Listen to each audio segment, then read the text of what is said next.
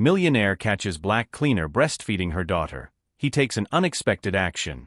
You have two options: dismissal for cause or voluntary resignation by tomorrow. Margaret Thompson's sharp voice echoed through the meeting room as Keisha Williams stood, clutching her document folder tightly. The choice is yours. Keisha was only 24 years old and never imagined that her dedicated 2 years as a cleaning lady at Goldstein Industries would end with a false accusation of theft. Her eyes met those of Margaret, the human resources supervisor who had always treated her with barely concealed contempt, and something cold ran down her spine. Based on what exactly? Keisha asked, her voice too calm for someone who had just been accused of a crime. Margaret smiled with venomous satisfaction. Security cameras caught you in the CEO's office last night. Unauthorized access after hours. She slid a printed photo across the desk. Care to explain? In the grainy image, Keisha appeared seated in Alexander Goldstein's leather chair, but Margaret had conveniently omitted a crucial detail. Her 4-month-old daughter Amara was in her arms, breastfeeding during a medical emergency. Interesting camera angle, Keisha muttered, examining the photo with a calmness that made Margaret frown. Very selective. Don't try to play smart with me, girl. You broke into a restricted area and you got caught. Game over. Margaret leaned back in her chair, savoring every word. People like you always think they can take advantage of other people's kindness. Keisha carefully folded the photo and tucked it into her folder. People like me? You know exactly what I mean. Single mothers with no education who use their children to get favors. Margaret didn't bother to hide her venom. You thought you could seduce the boss with that working mother story? Pathetic. For a moment that seemed like an eternity, Keisha remained silent. Then something almost imperceptible changed in her posture. Are you done? I was just getting started. Security will be called in 10 minutes to escort you out. Your personal belongings will be mailed to you. Margaret typed something into the computer with exaggerated satisfaction. Oh, and don't think about using our company as a reference. No one hires thieves. Keisha stood up slowly, her dignity unshaken despite the storm raging inside her. Margaret, can I ask you a question? Get it over with. Did you check the hallway cameras that show exactly why I was there? The smile playing on Keisha's lips was almost imperceptible. Or did you just see what you wanted to see? Margaret hesitated for a split second before regaining her arrogance. I don't care about your excuses. The fact is, you were where you shouldn't have been. You're right. Keisha walked toward the door, her steps measured and deliberate. I definitely was where I shouldn't have been. At the threshold, she turned one last time. Margaret. What is it now? Some people make the mistake of underestimating others based on appearances. Keisha smiled with a serenity that sent a chill down Margaret's spine. But they find out too late that not all wolves wear wolf skins. When the door closed, Margaret tried to ignore the uncomfortable feeling that had settled in her stomach. There was something in Keisha's eyes, a calmness that only exists in those who have weathered much worse storms and lived to tell the story.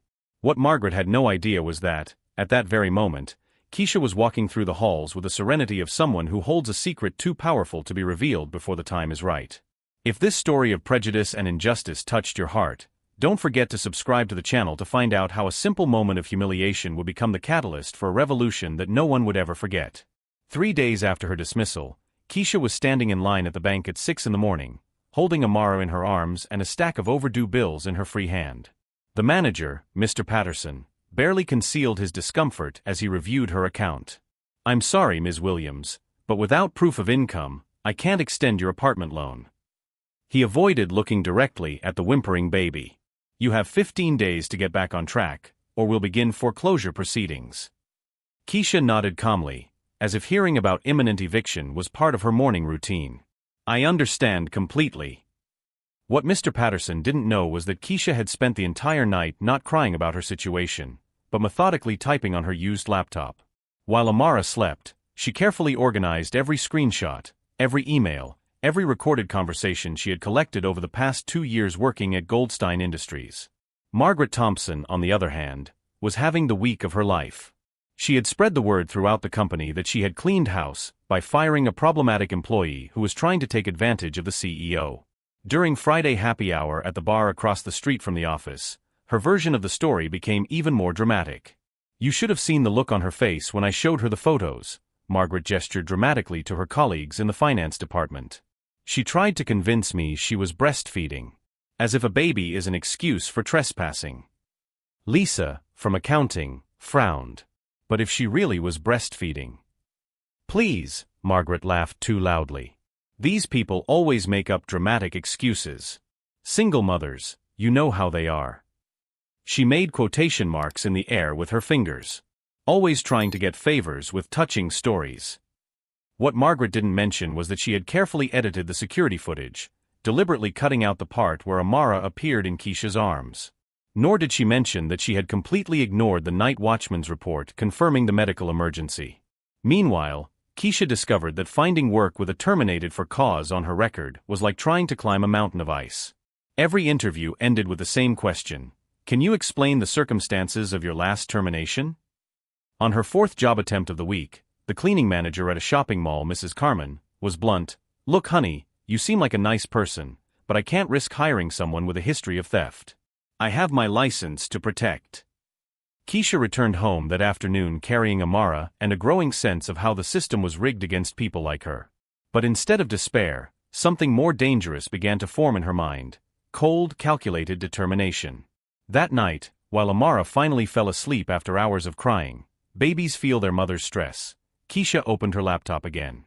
She wasn't looking for a job. She was studying. Specifically, she was rereading the emails Margaret didn't know she had access to. As a member of the night cleaning crew, Keisha had an advantage that her arrogant supervisor never considered: physical access to offices after hours, when executives left computers unlocked and confidential documents scattered about. For 2 years, while Margaret treated her like invisible furniture, Keisha had watched, listened, and when necessary, documented. Not out of malice, but because of a lesson she learned at 16 when she was unfairly expelled from school for an incident she didn't commit: always keep evidence, because no one will believe your word against theirs.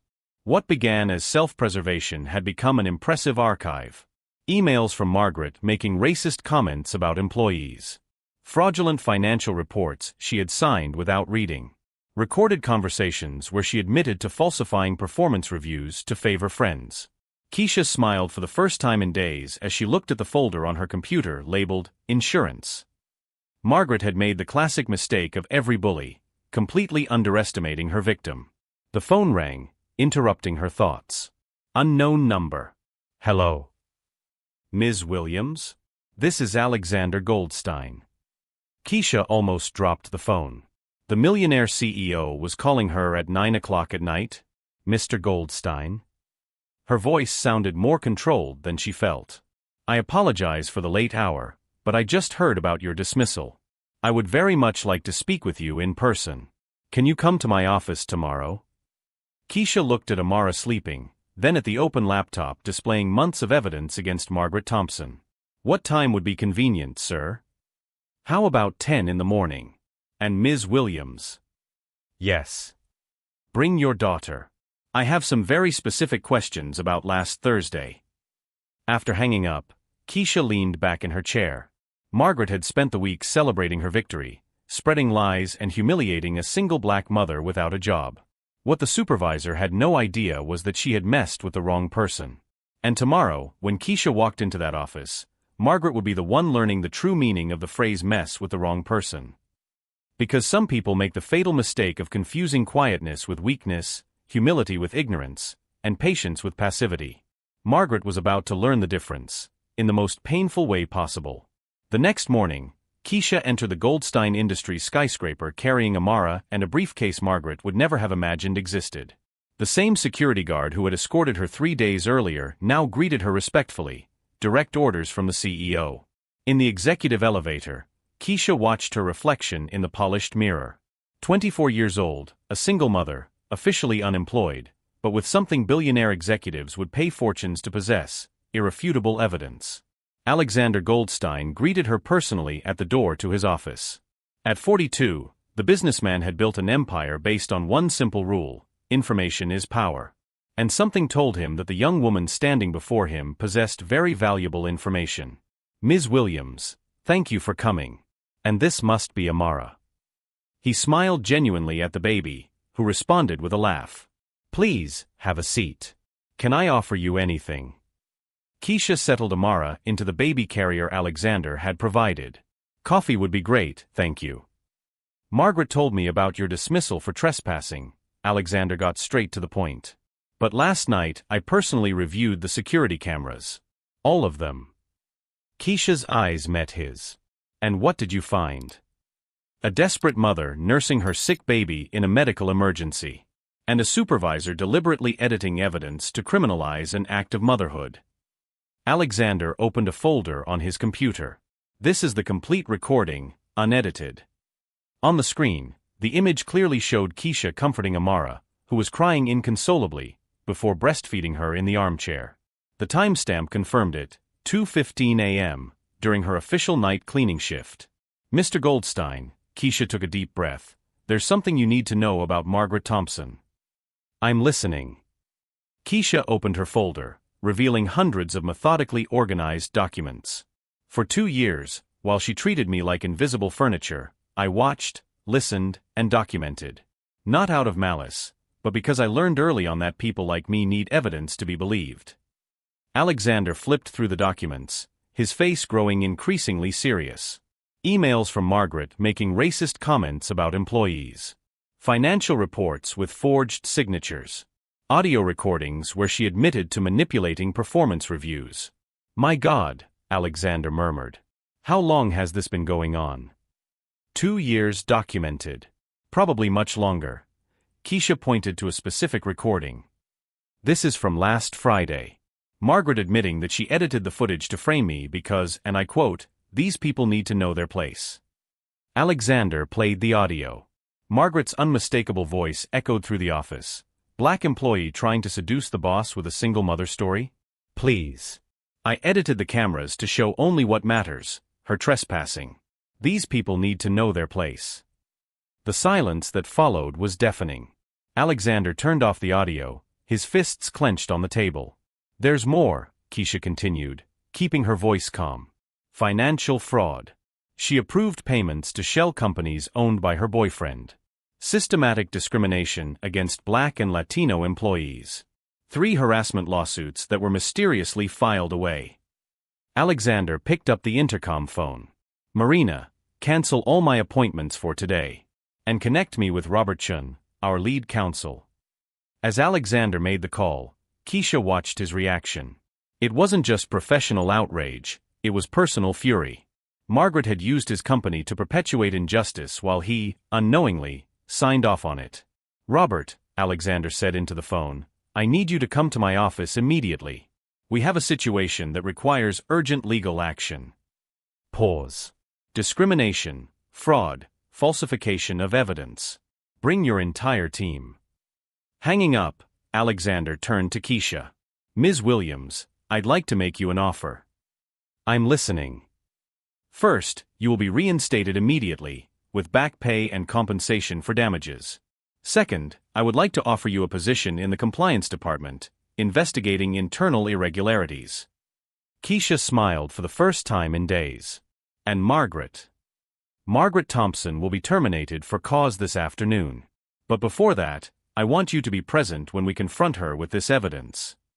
At that moment, Amara woke up and smiled at Alexander, as if approving the entire plan. Keisha picked her up, feeling for the first time in years that justice was possible. Mr. Goldstein, she said, there's something Margaret doesn't know about me. What would that be? I graduated from law school through the local community night program.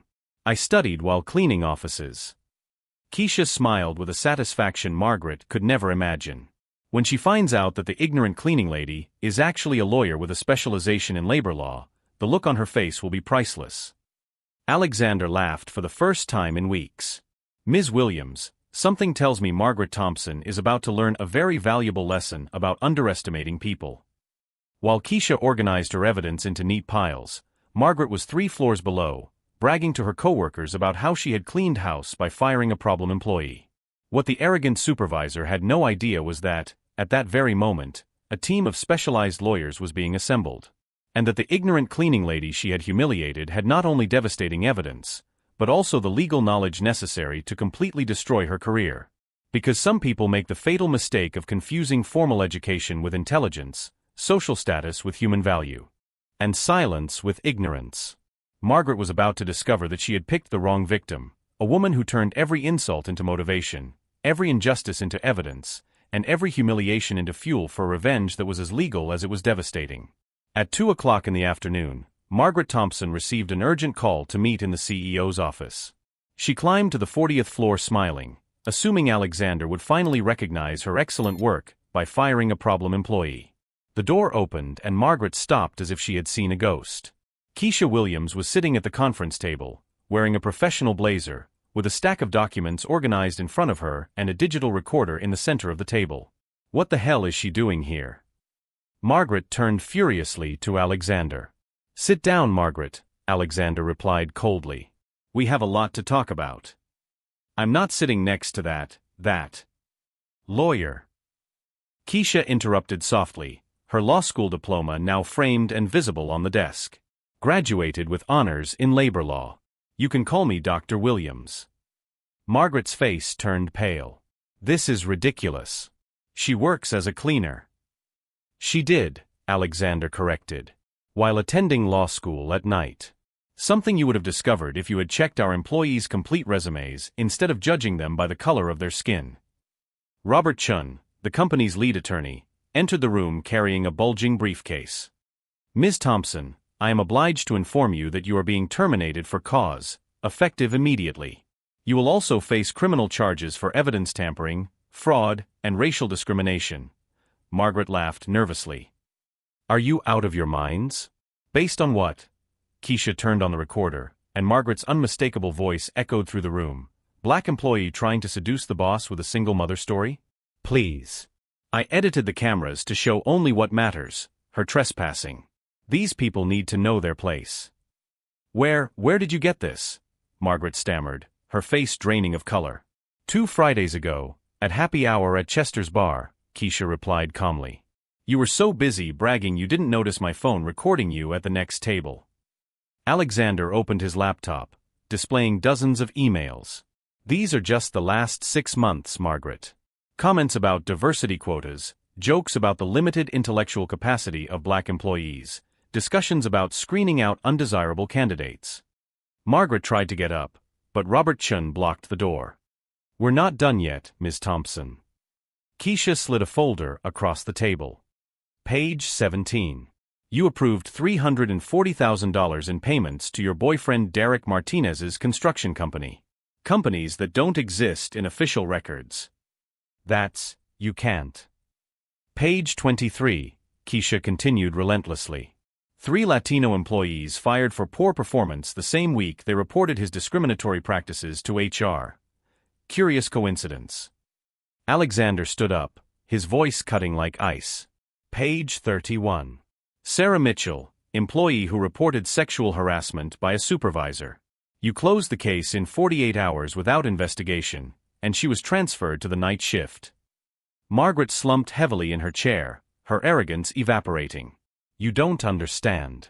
I was protecting the company. Protecting. Keisha laughed for the first time, a humorless sound. You were committing federal crimes documented for 2 years. Crimes I witnessed firsthand while you treated me like furniture. Robert Chun opened his briefcase. Ms. Thompson, the FBI is investigating financial fraud.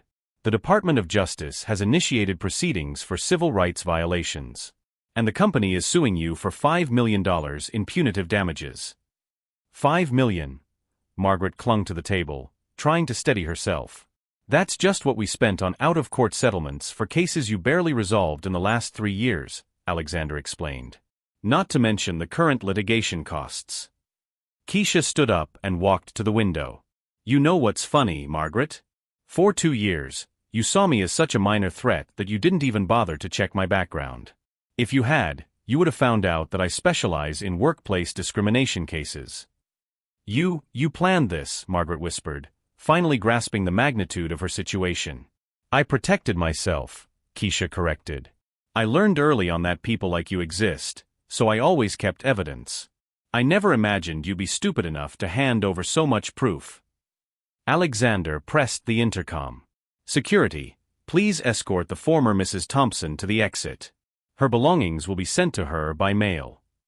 Margaret stood up unsteadily, her mask of superiority completely shattered. You can't do this to me. I have rights.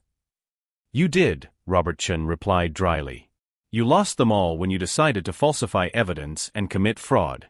Incidentally, the press will be waiting for you at the main exit. Channel 7 received a copy of the recordings. Margaret's face contorted in panic. The press? No, you can't. Racial discrimination is public news, Margaret, Keisha observed calmly. Especially when it involves executives of large corporations. Your name will be in the papers tomorrow. When security arrived, Margaret turned one last time, her pride destroyed but her bitterness intact. You may have won this time, but people like you always go back to where you came from. Keisha smiled with a serenity that made Margaret realize, too late, that she had deeply underestimated the woman she had tried to destroy. Margaret, people like me don't go back to where they came from. We build better places. As Margaret was escorted through the corridors where she had once reigned with arrogance, employees left their offices to watch her fall. Some whispered, others just watched silently as the woman who had terrorized so many colleagues for years walked through the corridors of Goldstein Industries for the last time. Alexander turned to Keisha, who was calmly organizing her documents. Dr. Williams, there's one last thing. Yes, Mr. Goldstein? Would you like to be our new Director of Human Resources? Margaret's position is vacant, and frankly, you've proven yourself to be more qualified than anyone I've ever met. Outside, Margaret faced a pack of reporters with cameras and microphones, their questions echoing through the lobby as she tried to cover her face and escape the public humiliation she had created for herself. Upstairs on the 40th floor, Keisha Williams held her daughter Amara in her arms as she signed the contract that would make her one of the youngest executives in the company. Because sometimes, when you plant injustice, what grows back isn't just justice. It's an unstoppable force that turns victims into victors and transforms the very definition of what true power means. Margaret had learned the hard way that some people make the fatal mistake of confusing silence with weakness, humility with ignorance, and skin color with intellectual capacity. But the price for that lesson would be paid for a long time, in courtrooms, headlines, and the complete destruction of a career built on contempt for others. 6 months later, Keisha Williams sat in her office on the 40th floor, reviewing the new diversity policies she had implemented at Goldstein Industries. Her mahogany desk was decorated with photos of Amara, now 10 months old, taking her first steps in the company nursery, the same nursery she had proposed and which now served 53 employees' children. Outside, through the panoramic windows, she could see the city stretching out endlessly. There was something deeply symbolic about that view. The same woman Margaret had considered only fit for cleaning now made decisions that affected thousands of lives. The phone rang, interrupting her thoughts. Dr. Williams, her assistant announced, the legal team is on the line. Margaret Thompson's criminal trial has been set for next Tuesday. Keisha smiled briefly. Margaret had tried to appeal her dismissal, then attempted an out-of-court settlement, and finally hired expensive lawyers to fight the criminal charges. Nothing had worked. The evidence was irrefutable, the damages documented, the discrimination proven beyond a reasonable doubt. Thanks, Patricia. Any news on the lawsuits filed by the employees she wronged? Yes, ma'am. All 14 cases have been settled favorably. The company will pay compensation totaling $2.3 million to Margaret's victims of discrimination. 2 hours later, Alexander appeared at her door carrying coffee and bagels. This had become a tradition, informal meetings where they discussed not only business, but also how their lives had changed since that first traumatic encounter. How's our little CEO in training? Alexander asked, pointing to Amara, who was playing in her portable playpen in the corner of the office. Learning early that you should never underestimate anyone, Keisha replied, picking up her daughter. Especially women who look like us. Alexander sat down, watching mother and daughter with the genuine affection he had developed for both of them. I got an interesting call today. Harvard Business School wants you to be the keynote speaker at their conference on corporate leadership and social justice. Harvard. Keisha nearly spilled her coffee. They know that 6 months ago I was cleaning toilets to make ends meet? They know exactly who you are. And they want 600 future executives to hear how you turn discrimination into a corporate revolution. Alexander smiled. The title of the speech will be When the System Underestimates You, How to Turn the Tables. At that moment, Patricia entered with a serious expression. Dr. Williams, there's a lady at the front desk asking to speak with you. She says her name is Margaret Thompson. The silence that followed was tense. Alexander rose instinctively, but Keisha remained calm, stroking Amara's hair. Send her up. Keisha, Alexander began, you don't have to. I do. Some conversations are necessary. 5 minutes later, Margaret entered the office that had once been his domain. She looked like she had aged a decade in 6 months. Cheap clothes replaced expensive suits. Unkempt hair where once there had been impeccable styles. Eyes that had lost all arrogance, replaced by a mixture of despair and humiliation. Keisha, Margaret began, her voice almost a whisper, I know I have no right to be here, but... You're right, Keisha interrupted gently, not getting up from her chair. You don't have the right.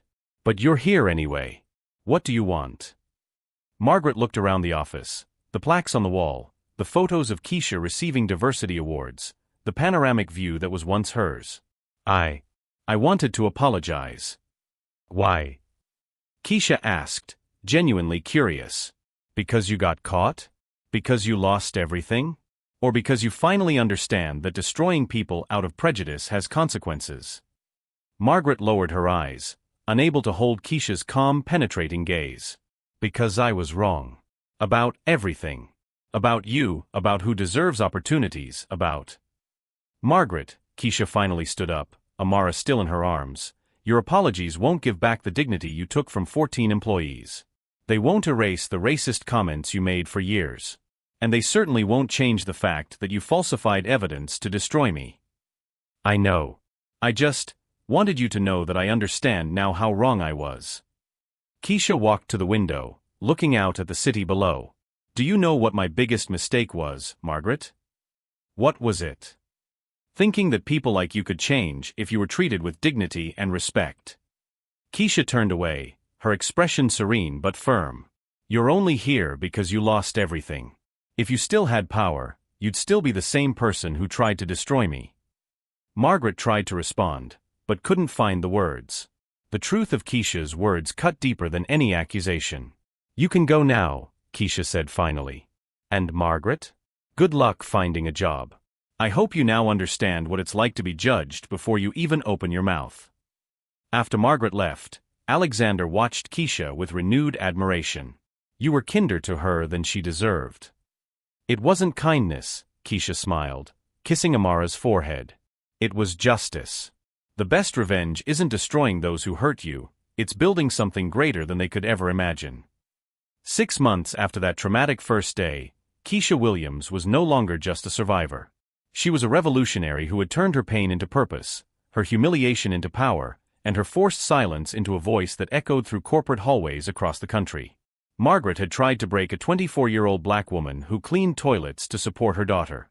Instead, she had created an executive who would forever change the face of corporate justice in America. Because sometimes, when you try to bury someone, you make the fatal mistake of not realizing that you are planting a seed. And some seeds grow into trees so big that they cast shadows over those who tried to destroy them. Margaret Thompson learned the hard way that you should never underestimate the strength of a mother fighting for her daughter's future. Especially when that mother has not only unconditional love, but also intelligence, education, and the patience to wait for the perfect moment to prove that some people make the mistake of confusing silence with weakness. If this story of transformation and justice has inspired you, subscribe to the channel for more stories that prove that true victory does not come from revenge, but from the ability to transform injustice into an opportunity to grow beyond what our oppressors could ever imagine.